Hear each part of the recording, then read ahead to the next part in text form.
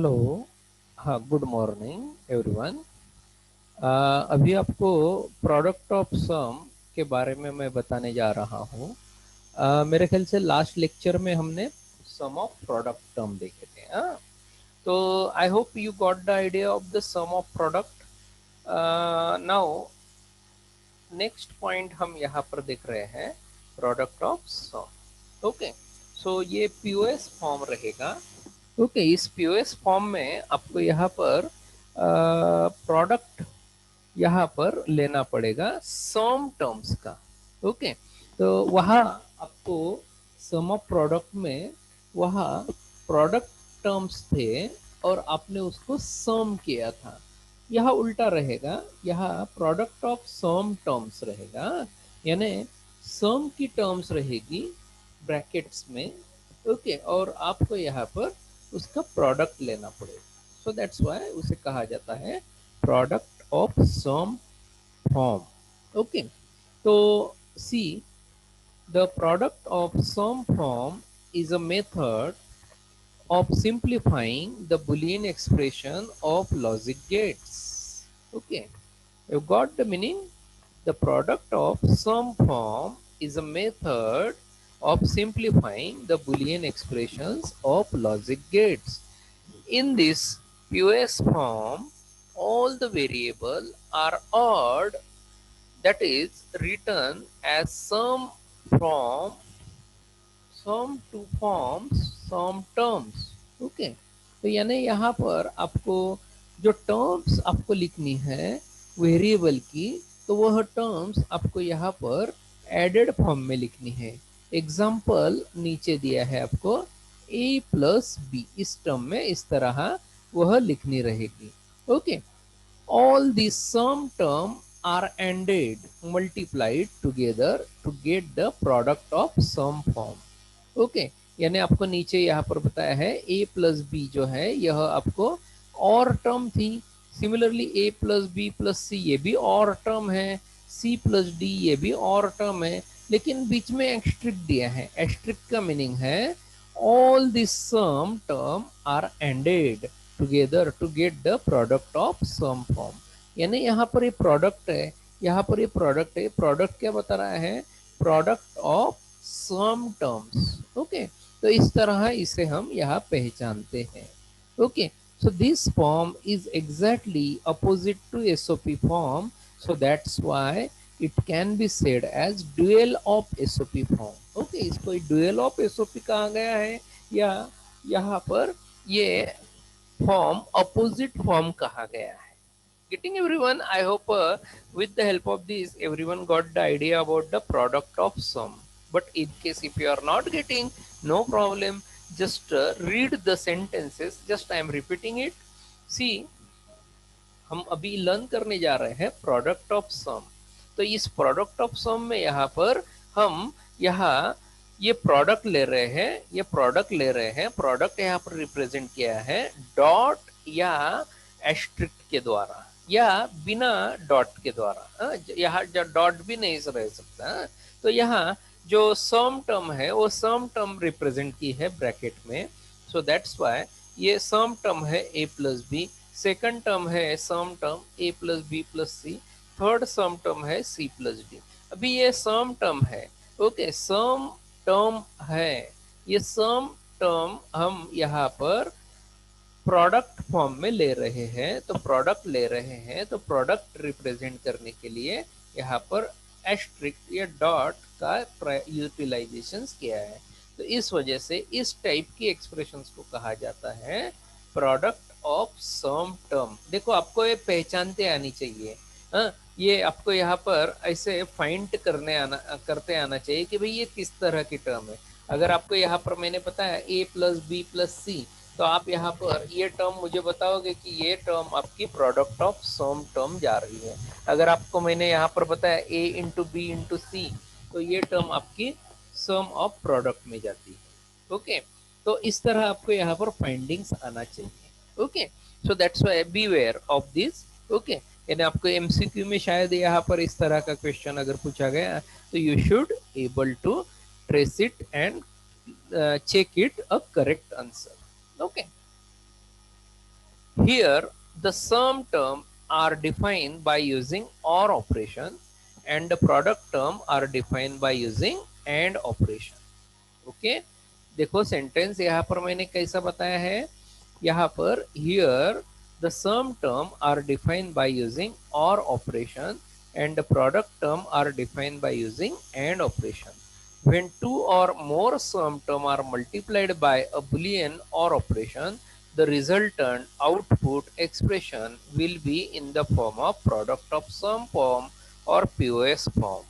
Okay यहाँ पर sentence क्या बताया, when two or more sum term are multiplied by a boolean or operation, the resultant output expression will be in the form of product of sum form or POS form.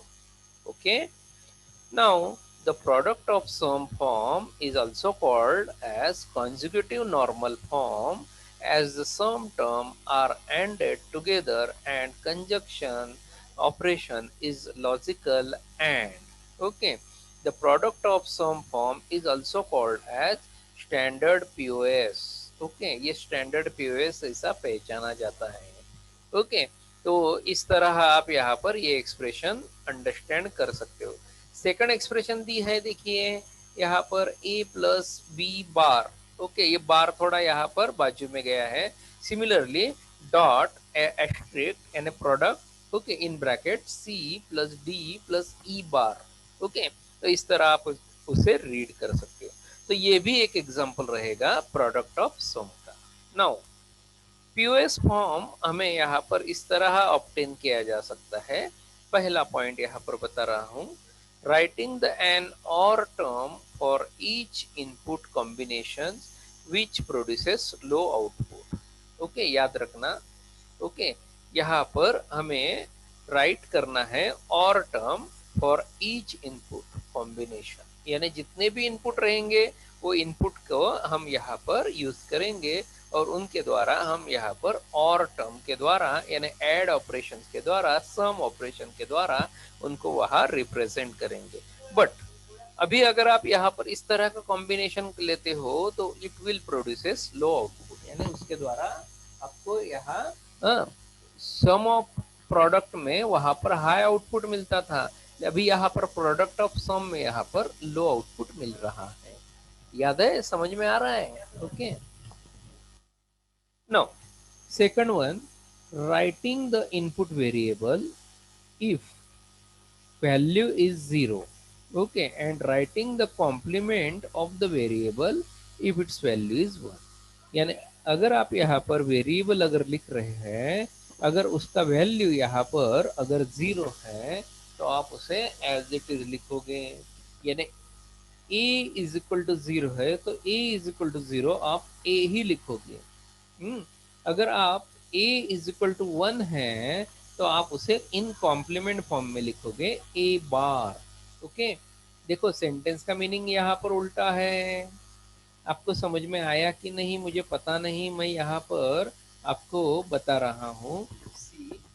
अगर आप यहाँ पर इस sentence को read कर रहे हो तो मैं यहाँ पर लिख रहा हूँ सी, अगर आप यहाँ पर a की वैल्यू यहाँ पर 0 अगर है तो आप उसे यहाँ a लिखोगे. ओके अगर a की वैल्यू फॉर एग्जांपल दूसरा लिखता हूँ, अगर यहाँ पर b की वैल्यू अगर 1 है तो आप उसे यहाँ पर b बार लिखोगे. ओके b बार लिखोगे. ओके तो यहाँ इस तरह आपको उसे लिखना है. और मैंने आपको लास्ट टाइम क्या स्टाइल बताई बी बार लिखने के लिए, बी और सिंगल कोट. ओके तो बी बार आप इस तरह लिखोगे या बी बार आप इस तरह लिखोगे. हाँ तो दोनों वे आपके लिए यहाँ पर मैंने रिप्रेजेंट किए हैं. तो ये जो सेंटेंस है ये सेंटेंस का आई hope everyone getting the meaning. जो मैंने यहाँ पर रिपीट किया है मैं फिर से यहाँ पर बता रहा हूँ. देखो कंफ्यूज होने का चांस है इसलिए यहाँ पर ये अपोजिट है, ध्यान में रखो. राइटिंग द इनपुट वेरिएबल, अगर मैं यहाँ पर इनपुट वेरिएबल लिखना चाहता हूँ तो यहाँ पर उसे एज इट इज लिखो if the value is 0. Okay अगर उसकी वैल्यू 0 है तो आप उसे एज इट इज लिखोगे. यानी मैंने यहाँ पर एग्जांपल दिया ए की वैल्यू अगर 0 है तो मैं उसे एज इट इज लिखूंगा A, and write the complement of the variable if its value is 1। यानी अगर b की वैल्यू अगर 1 है तो मैं उसे लिखूंगा b बार और b dash. Okay, getting everyone? Now third one point, and और term to obtain the output function. तो एंड ऑपरेशन यहाँ पर यूज करना है। जितने भी सारे आपके यहाँ पर ब्रैकेट टर्म हो जाएंगे, सम टर्म हो जाएंगे, और टर्म हो जाएंगे, वो आपको यहाँ पर प्रोडक्ट ऑफ सम में शो करना है। सो दैट्स व्हाई वह प्रोडक्ट ऑफ सम में शो करते समय आपको इस तरह रिप्रेजेंट करना है। चलिए मैं यहाँ पर एग्जांपल के द्वारा भी बताता हूँ। एग्जांपल यहाँ पर आपको बता रहा हूँ एक फंक्शन का। सो दैट्स व्हाई ये फंक्शन इस तरह लिखा है, f is equal to a plus B plus C, okay, into bracket a plus B dash means b bar plus c in bracket a plus B plus C bar and a bar plus B plus C, इस तरह लिखा है। अभी मैंने यहाँ पर उसमें से दो ही टर्म यहाँ पर लिखते समय यहाँ पर लिखे हैं। देखिए यहाँ पर हमारे पास टोटल कुल मिलाकर कितने वेरिएबल है इन एक्सप्रेशन, इन इन सभी टर्म्स में? ए है, बी है, सी है, डी आ रहा है क्या? नहीं। सो दैट्स व्हाई यहाँ पर मैक्सिमम कितने वेरिएबल आपके इस एक्सप्रेशन में है? ए, बी और सी। तो मैंने तीनों वेरिएबल यहाँ पर लिखे हैं F in bracket A comma B comma C, okay, is equal to, okay. अभी यहाँ पर पहली टर्म है A B, A plus B plus C, तो डायरेक्टली मैंने यहाँ पर A plus B plus C यहाँ पर लिख दिए। समझ में आया क्या? Okay, A plus B plus C और डॉट, डॉट यहाँ पर यानी ये प्रोडक्ट है A plus B bar plus C, A plus B bar plus सी, यानी यहाँ पर ये सम टर्म बताइए और ये प्रोडक्ट टर्म यहाँ पर रहेगा। Getting everyone? This is a standard POS form of the expression F. Okay, उसी तरह और एक एग्जांपल बताता हूँ। ये देखिए, ये एग्जांपल देखिए, यहाँ पर मैंने लिखा है F is equal to P plus Q dot R plus S bar dot P plus S. चलिए वेरिएबल को काउंट कीजिए, कितने वेरिएबल है?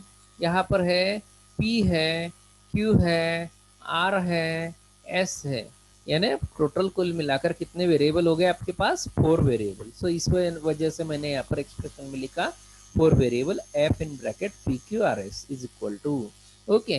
तो p प्लस क्यू यहाँ पर लिखा p प्लस क्यू, ओके। ये डॉट है, ये डॉट रिप्रेजेंट किया, okay. Similarly r plus S bar है, r प्लस एस बार इस तरह रिप्रेजेंट किया, डॉट यहाँ पर फिर से आ गया, फिर से यहाँ पर p प्लस एस, ओके। इस तरह ये प्रोडक्ट टर्म रहेगा और ये सम टर्म रहेगा, okay. Getting everyone? Again check the third one example. Third one example फिर आपके लिए बताएं, f is equal to A plus B dot B bar plus C, okay. इस तरह तो आपको यहाँ पर आइडिया आ गई भैया, अभी यहाँ पर ये कैसे, यहाँ पर कितने वेरिएबल हैं? ए बी और सी, 3 वेरिएबल यहाँ पर आ गए, 3 वेरिएबल यहाँ पर बताए हैं।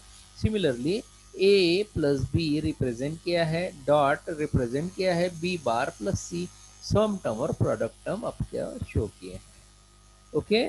Getting everyone? कोई डाउट रहेगा किसी को? ओके,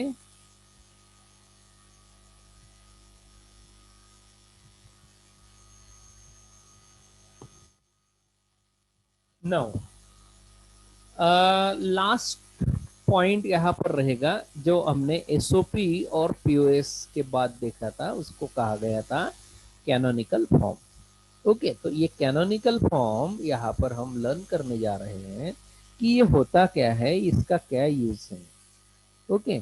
तो अभी देखिए यहाँ पर कैनोनिकल फॉर्म होता क्या है, okay. Any Boolean function that is expressed as a sum of min term or as a product of max term is said to be in its canonical form। अभी ध्यान में रखना, मैं यहाँ पर min term और max term को यहाँ पर आपको डिस्क्राइब करने जा रहा हूँ, ओके। तो यहाँ पर min term कब आएंगे और max term कब आएंगे, ओके। सो दैट्स वाई हमें यहाँ पर देखिए any Boolean function that is expressed as a sum of min term. अभी अगर आप कोई एखादा बुलियन फंक्शन अगर यहाँ पर एक्सप्रेस कर रहे हो और वहां पर सम ऑफ मिन टर्म आते हैं या प्रोडक्ट ऑफ मैक्स टर्म आपको वहां पर रिप्रेजेंट होते हैं, तो ऐसे सिचुएशन में आप उसको कहोगे it is a canonical form. Okay, तो सम ऑफ मिन टर्म होता क्या है और मैक्स टर्म होता क्या है ये देखते हैं। सो that's why remember, generally in terms of boolean, okay, here you can find the min terms and max terms. Okay, so here when sop form, when the sop form of boolean expression is in canonical form, then each of its product term is called min term. Okay, meaning समझ में आ रहा है आपको? यानी अगर आप यहाँ पर एसओपी फॉर्म में हो और एसओपी फॉर्म में अगर आप कोई बुलियन एक्सप्रेशन अगर यहाँ पर लिख रहे हो, तो वह बुलियन एक्सप्रेशन लिखोगे, अगर वह कैनोनिकल फॉर्म में रहेगा तो ऐसे सिचुएशन में वहां पर आपको 101% प्रोडक्ट टर्म 101% आएगा। सो दैट्स व्हाई प्रोडक्ट टर्म्स को आप कहोगे मीन टर्म। ओके, अगर प्रोडक्ट टर्म नहीं आता है, वहां पर सम टर्म आया तो देखिए, the canonical form of sum of product function is also known as min term. Canonical form और सम ऑफ मिन टर्म और स्टैंडर्ड कैनोनिकल फॉर्म। ओके, तो canonical form of sum of product, okay, ऐसा रहा और वहां पर आपको मिन टर्म कैनोनिकल फॉर्म रहेंगे तो भी आप उसे मिन टर्म कहोगे। लाइक नाउ, अभी ये तो हो गया एसओपी की बात। ओके, तो एसओपी में आपको वहां पर मिन टर्म वहां मिलेंगे। Similarly when you are going to learn, when you are going to handle a POS form expression, so that's why when the POS form of boolean expression is in canonical form, then each of its sum term is called max term. Okay, तो आपको वहां पर जो Boolean expression रहेगा, अगर वह आपको canonical form में रहेगा तो ऐसे सिचुएशन में वहां पर वो सम टर्म्स को आप कहोगे मैक्स टर्म। ओके, तो सम टर्म को आप वहां पर मैक्स टर्म कहोगे या फिर अदर वे में आप कहोगे यहाँ पर the canonical form of product of sum function is also known as max term canonical form. Okay, तो याद रखिए सेंटेंस। ओके, अगर आप यहाँ पर सम टर्म फाइंड करते हो, each of it sum term को आप यहाँ पर मैक्स टर्म कह सकते हो, या फिर canonical form of product of sum function, यानी अगर आपने लिखा फॉर्म सम फंक्शन, ओके, लेकिन वो किस में लिखा है, प्रोडक्ट ऑफ सम में, तो भी आप वहां पर मैक्स टर्म वहां कह सकोगे। ओके, चलिए अभी ये आइडेंटिफाई करते हैं कि भाई मिन टर्म रहती कैसे है, मैक्स टर्म रहती कैसे है। ओके, तो मैं यहाँ पर एग्जांपल दे रहा हूँ कि भाई आप यहाँ पर मिन टर्म फाइंड करोगे तो मिन टर्म कैसी रहेगी। See, uh min term is defined as the product term of N variable. Okay, min term को ऑलरेडी यहाँ पर प्रोडक्ट ऑफ सम कहा गया है, so that's sorry sum of product कहा गया है। ओके, सो दैट्स व्हाई यहाँ पर प्रोडक्ट टर्म रहेंगे। Okay, uh min term is defined as product term of N variable in which each of n variable will appear once either in its complemented or in uncomplemented form. Okay, यानी आप यहाँ पर product term find करोगे, उसमें अगर n variable है तो आप उसे कहोगे it is a min term. Okay, अभी यह मिन टर्म यहाँ पर आपको आइदर उसमें वेरिएबल जो भी रहेंगे वो variable either in complimented form में रह सकते हैं या अनकॉम्प्लीमेंटेड फॉर्म में रह सकते हैं। Okay, now the mean term is denoted by M I. तो यहाँ पर एम आई यानी स्मॉल एम आई, देखिए नेक्स्ट चल के हम लार्ज एम आई भी देखने वाले हैं। ओके, ये स्मॉल एम है यहाँ पर और आई भी स्मॉल है, अगर ऐसा है तो आप उसे कहोगे एम आई को मीन टर्म। ओके, यहाँ पर आई की जो वैल्यू है वह आई की वैल्यू यहाँ पर वेरी हो सकती है, 0 लेस देन और equal to I less than और equal to 2 raise to n। Okay, तो यहाँ इस तरह उसे आप वेरिएशंस में फाइंड आउट कर सकते हो. A variable is in complemented form if its value is assigned to 0 and the variable is in uncomplemented form its value is assigned to 1. यानी यहाँ पर अगर कोई वेरिएबल अगर होगा, ओके, तो variable is in complimented form आप उसे डिफाइन करोगे जब उसकी वैल्यू 0 रहेगी. यानी मैंने ऑलरेडी एग्जांपल दिया था, x की वैल्यू अगर 0 है तो आप उसे लिखोगे x बार. फिर से लिखता हूं आपके लिए, छोटे यहाँ पर एक लाइन यहाँ पर लिखे. ओके, अगर x की वैल्यू यहाँ पर 0 है, ओके, यहाँ पर 0 है, ओके, तो मैं उसे यहाँ पर कैसे लिखूंगा, x बार. ओके, यानी complement of x. Getting everyone? या आपको यहाँ पर और x बार. ओके, अगर यहाँ पर y की वैल्यू अगर यहाँ पर 1 अगर होगी, यानी सेकंड सेंटेंस दिया है, then the variable is uncomplimented form if its value is assigned to 1. यानी उसे यहाँ पर आप लिखोगे as it is y.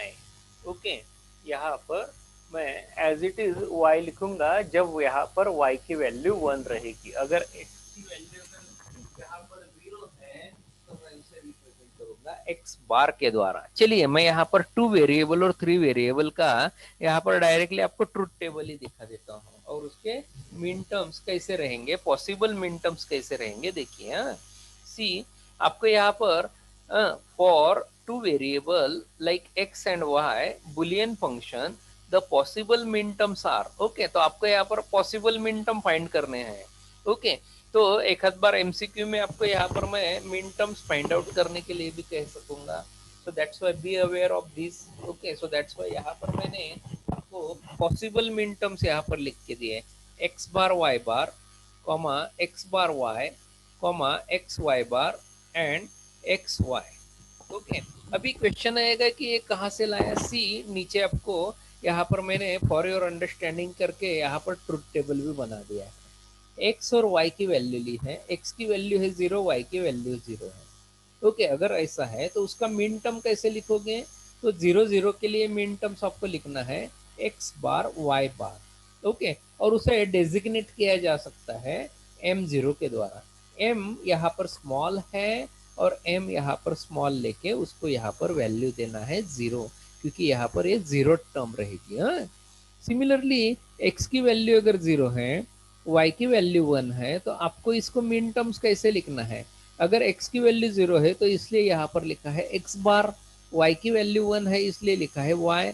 मैंने ऑलरेडी एग्जांपल दिया आपको यहाँ पर, ये जो एग्जांपल है ये ऑलरेडी यहाँ पर दिया है, तो उसी तरह आपको यहाँ पर भी लिखना है. I hope everyone is getting. You are very smart, so that's why आपको समझेगा ही. अगर नहीं समझ रहा होगा, don't bother about it. Okay, मुझे व्हाट्सअप करिए, I will give you answer, no problem. Similarly यहाँ पर x की वैल्यू 1 है, y की वैल्यू 0 है. अगर x की वैल्यू 1 है तो मैंने x को एज इट इज लिखने के लिए कहा है, y की वैल्यू 0 है तो इसलिए y को यहाँ पर रिप्रेजेंट किया है y बार के द्वारा. ओके, और उसे डेजिग्नेट किया है छोटे m के द्वारा m2. ओके, सिमिलरली x और y की वैल्यू यहाँ पर 1 है, तो यहाँ पर 1 को रिप्रेजेंट किया है एक्स वाई के द्वारा, यानी इसकी मिन टर्म आएगी आपको X Y.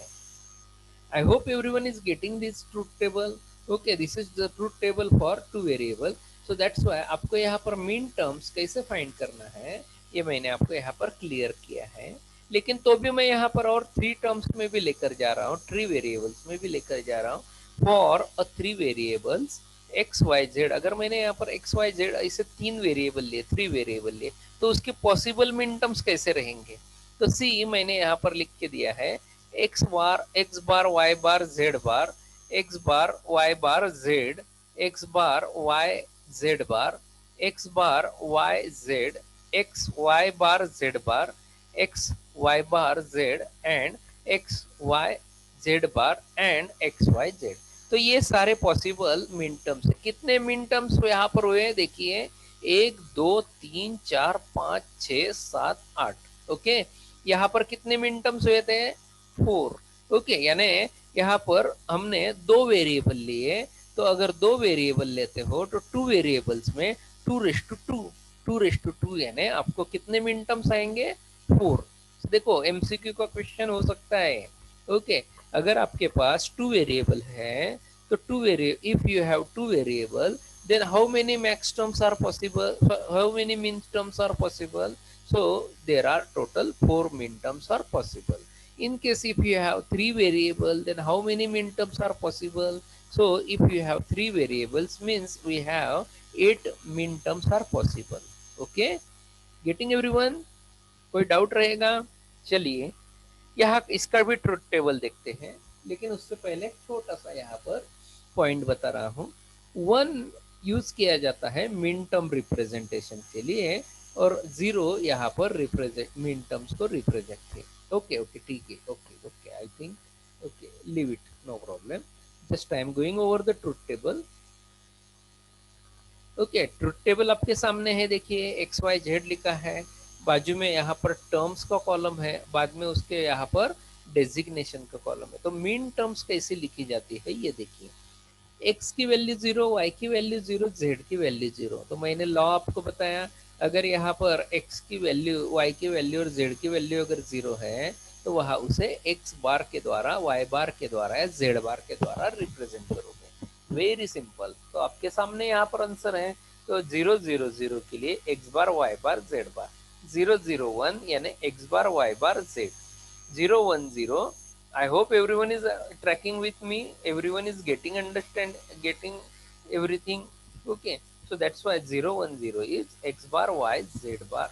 0 1 1 means x bar y z. 1 0 0 means x y bar z bar.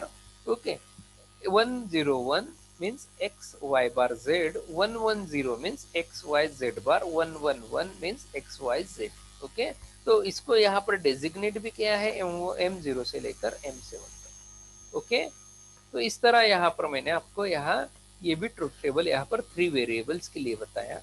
लेकिन अभी मैं यहाँ पर और आपको यहाँ पर छोटा सा एग्जांपल यहाँ पर शो आउट कर रहा हूँ।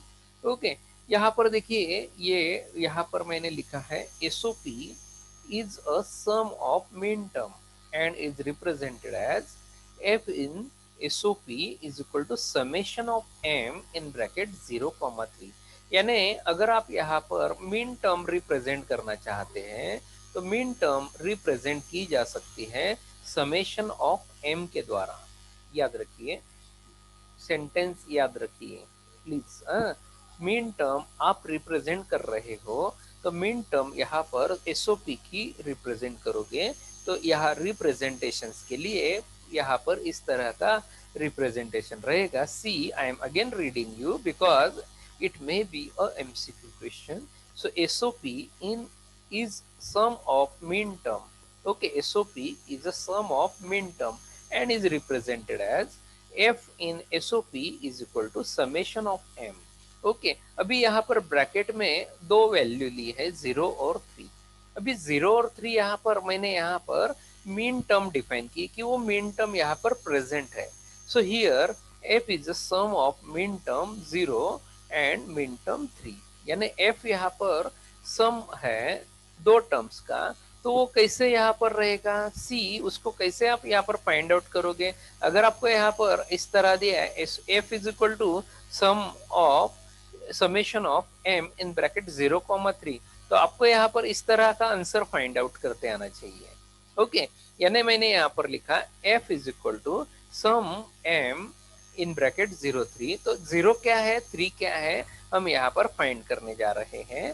सो दैट्स व्हाई अभी ये 0 और 3 है, तो मैं यहाँ पर ये तो नहीं रिप्रेजेंट किया कि ये 2 वेरिएबल के लिए है या 3 वेरिएबल के लिए, that you may choose. Okay, तो अगर यहाँ पर 0 और 3 है तो you may choose. So that's why उसके ऊपर यहाँ पर रहेगा। सो दैट्स व्हाई यहाँ मैं रिप्रेजेंट कर रहा हूँ F is sum of min term 0 and 3, so that's why यहाँ मैंने उसे रिप्रेजेंट किया है A is equal to 0, B is equal to 0 या C is equal to 0। so that's why min term is A bar, B bar, C bar।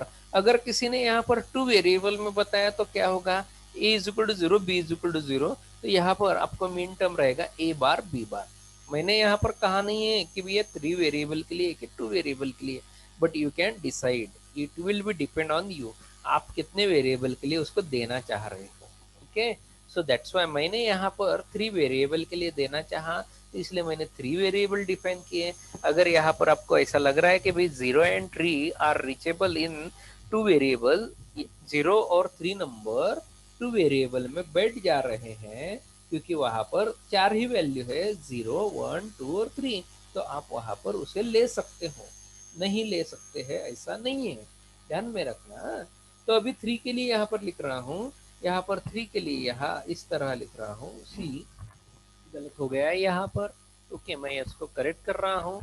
यहाँ पर ए की value लिख रहा हूँ 0, बी की वैल्यू लिख रहा हूँ 1 और सी की वैल्यू लिख रहा हूँ 1। Okay, hope getting everyone. So that's Y मैंने यहाँ पर लिखा 3, सो दैट्स वाई 3 इस तरह लिखूंगा, A is equal to 0, B is equal to 1, C is equal to 1।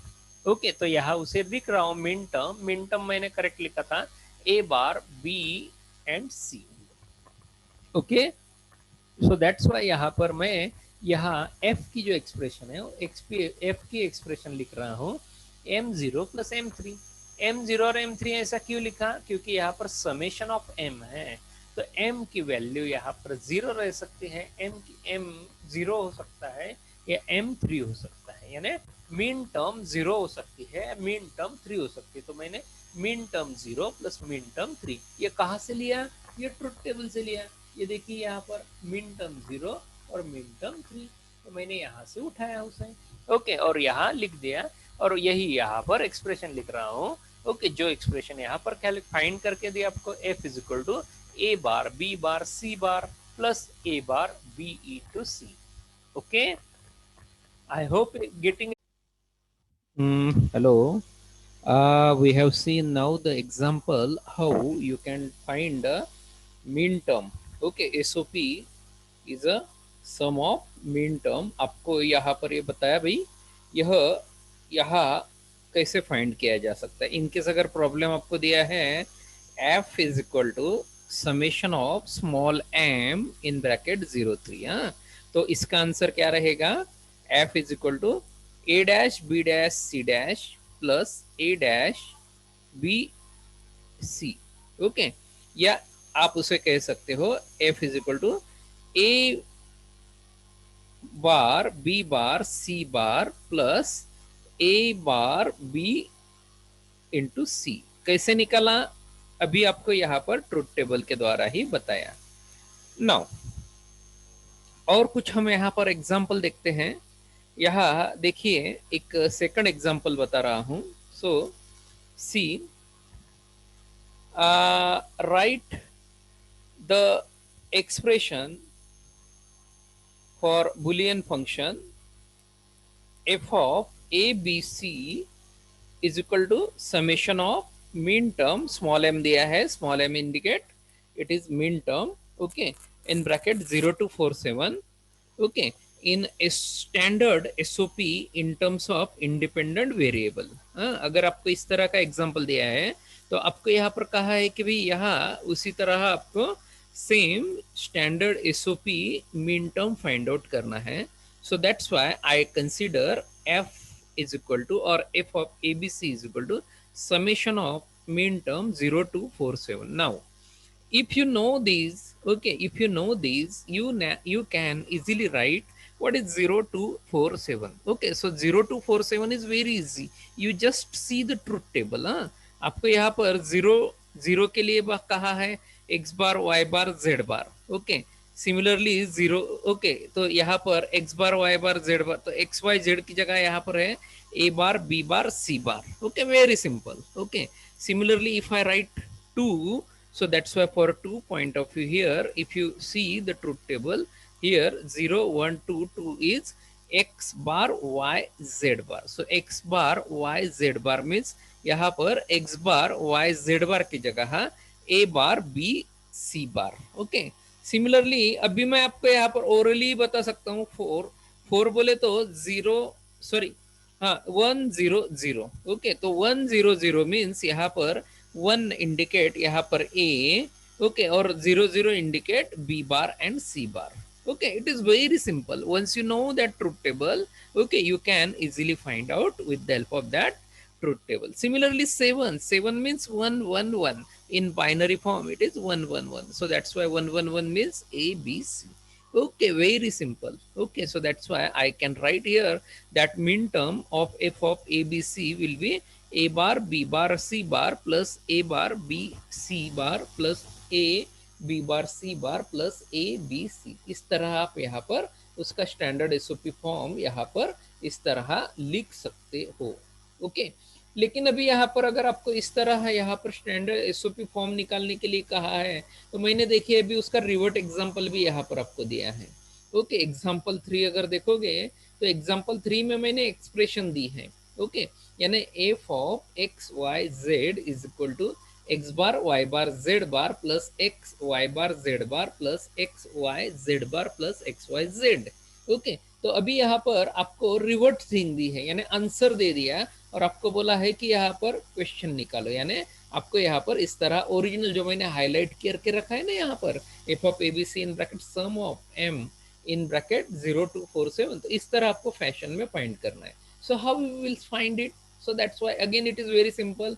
Okay, yeah, you know that this expression. Okay, yes, you know this expression. Yes, you can verify this truth table. Okay, yeah, just write down the truth table in front of your problem and find the value of x bar y bar z bar. So x bar y bar z bar हम यहाँ पर लेंगे, तो x bar y bar and z, x bar y bar and z will be m1. Okay, x bar y bar and z will be m1, so that's why I written it as a m1. Similarly, x y bar and z bar, okay, इस table में देखेंगे x y bar and z bar it is m4, so that's why I write it m4.